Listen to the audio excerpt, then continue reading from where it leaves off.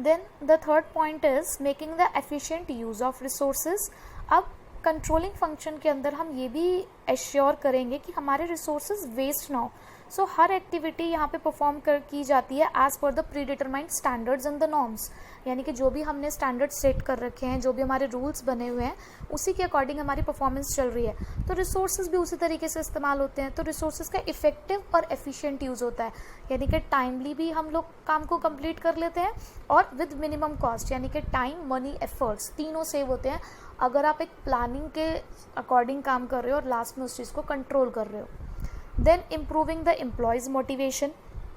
एक अच्छा control system ensure करता है, अपने एम्प्लॉयज़ को पहले से ये बता देगा कि भाई what they are expected to do, कि हम उनसे क्या चाह रहे हैं कि वो करें, और उसी के बेसिस पे फिर हमारा एम्प्लॉय काम करना शुरू करता है। भाई मैं अगर आपसे कह रही हूँ कि भाई देखो मुझे तो आपसे 95% की उम्मीद है, तो अब आपके माइंड में भी एक आएगा कि देखो हमारे सुपीरियर अगर हमें कह रहा है कि उसे हमसे 95% की उम्मीद है, डैट मीन्स उसे हम पे ट्रस्ट है कि हम ये कर सकते हैं, तो हम भी क्यों ना अपनी परफॉर्मेंस और स्टैंडर्ड के अकॉर्डिंग करना शुरू कर दें।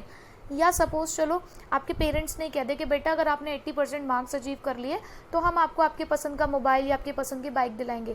तो आपको पता है ना कि आपका स्टैंडर्ड क्या है, आपको क्या अचीव करना है, 80%, और अगर आप 80% अचीव करोगे तो आपको वो मिल जाएगा जो आप चाहते हो, तो आपकी परफॉर्मेंस भी उसी के अकॉर्डिंग होगी। दैट मीन्स ओवरऑल आपकी जो परफॉर्मेंस है वो इम्प्रूव होगी, बेटर परफॉर्म करेंगे आप।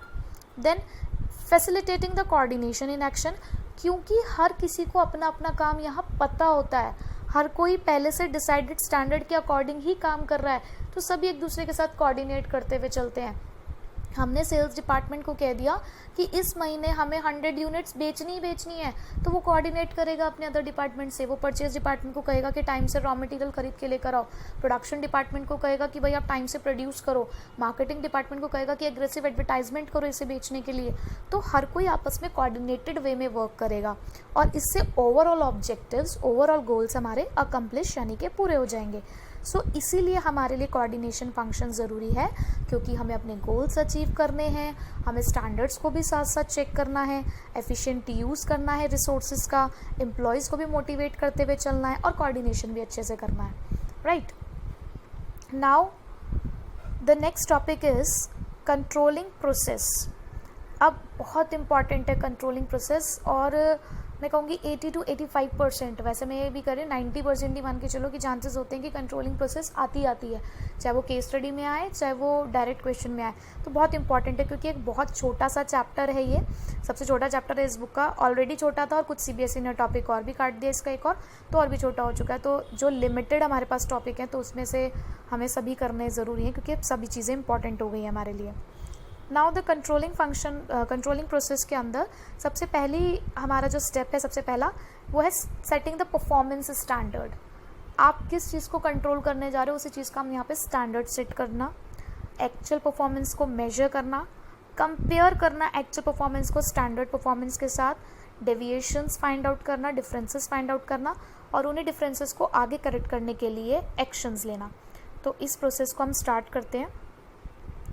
Setting performance standard. स्टैंडर्ड्स वो क्राइटेरिया हैं, वो बेंचमार्क्स हैं जिसके थ्रू हम अपने परफॉर्मेंस को मेजर करेंगे। अगर आपने ये डिसाइड किया कि आप 90% मार्क्स अचीव करना चाहते हो, सिक्योर करना चाहते हो, that means this is your standard. और स्टैंडर्ड क्वालिटेटिव और क्वांटिटेटिव दोनों तरीके से हो सकती है। जैसे मैंने ये बोला कि 90% मार्क्स सिक्योर करने हैं, तो this is your quantitative standard. But अगर हम एग्जाम्पल सेट करें क्वालिटेटिव टर्म्स में, तो जैसे कि हमें अपनी गुडविल इंप्रूव करनी है, भाई आप चाहते हो कि आप अपनी टीचर्स के सामने अपनी एक रेपुटेशन बनाओ, एक अच्छी इमेज बनाओ, तो ये एक क्वालिटेटिव स्टैंडर्ड होगा जहाँ पर क्वालिटीज़ के बेसिस पे हम डिसाइड करें। बट मैं कहूँगी कि जो स्टैंडर्ड होते हैं वो क्वांटिटेटिव वाले बेस्ट होते हैं, क्योंकि उनको हम कंपेयर कर सकते हैं। इसकी इमेज अच्छी है, इसकी इमेज अच्छी नहीं है, इसको हम कैसे मेजर करें। ये अच्छा बुरा कोई मेजरमेंट का यूनिट नहीं है। तो अच्छे स्टैंडर्ड वही माने जाते हैं जो क्वांटिटेटिव टर्म्स में होते हैं। Right, then the second point is measurement of actual performance. यहाँ पर बहुत सारी टेक्निक्स होते हैं जिससे हम स्टैंडर्ड्स को जो हमने सेट किया उसको हम अपनी परफॉर्मेंस को मेजर कर सकते हैं। जैसे कि आप अपनी परफॉर्मेंस को कैसे मेजर करते हैं, परसेंटेज की फॉर्म में। आपके पास मार्क्स ऑब्टेन्ड होते हैं, टोटल मार्क्स होते हैं, आप उसकी एक परसेंटेज निकालते हो, दैट मीन्स आप एक एग्रीगेट निकालते हो, उससे आप कंपेयर करते हो, मेजर करते हो उसकी हेल्प से। तो यहाँ पर भी हमारे पास बहुत सारी ऐसी टेक्निक होती है, जैसे कि हम पर्सनल ऑब्जर्वेशन कर सकते हैं, खुद जाकर चेक कर सकते हैं पर्सनली। सैम्पल्स की चेकिंग होती है, जैसे कि 100 यूनिट्स बनी हुई हैं, उसमें से मैंने 3-4 निकाल लिए रेंडमली कोई भी, और उसको चेक कर लिया, तो उससे भी आइडिया लग जाता है। या हम लोगों की परफॉर्मेंस रिपोर्ट देखते हैं कि किस किस एम्प्लॉय ने कितना कितना काम किया, कितनी कितनी यूनिट्स बनाई। तो मेजरमेंट जो है किसी भी एक एम्प्लॉय का, वो सुपीरियर के थ्रू होता है, उसकी परफॉर्मेंस रिपोर्ट बनाकर। और कंपनी की परफॉर्मेंस अगर चेक करनी हो तो बहुत सारी रेशोज़ होती हैं, जैसे कि ग्रॉस प्रॉफिट रेशो होती है, एक रिटर्न ऑन इन्वेस्टमेंट होती है, आप अकाउंट्स में इनको सीखेंगे भी निकालना, तो रेगुलर इंटरवल्स पे हम लोग इन्हें निकाल के चेक कर सकते हैं। Then comparing the actual performance with standard, यानी कि अब देखो हमने स्टैंडर्ड सेट किया था, उसके अकॉर्डिंग हमने परफॉर्मेंस का मेजरमेंट कर लिया। अब हम कंपेयर करेंगे कि हमने क्या स्टैंडर्ड सेट किया था और क्या हमने अचीव किया, और यही कंपैरिजन हमें डेविएशन यानी कि डिफरेंस बताएगा कि क्या डिज़ायर्ड रिजल्ट था, क्या हम चाहते थे और कहाँ तक हम पहुँचे हैं।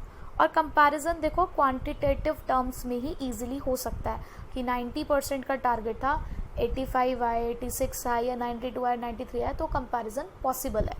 ओके।